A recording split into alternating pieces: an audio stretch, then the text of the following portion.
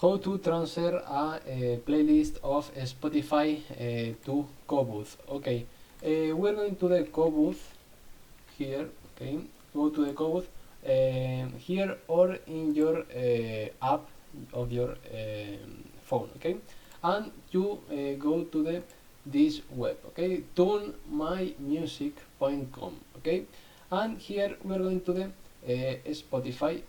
Okay, here go to Spotify and you accept and you put this.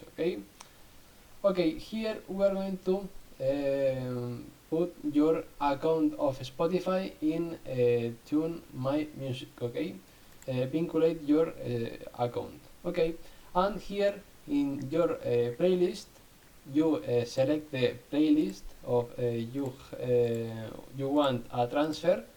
Okay, and you go here, go to the Qobuz, and you vinculate the your Qobuz account with the Tune My Music, and you transfer this playlist. Bye bye.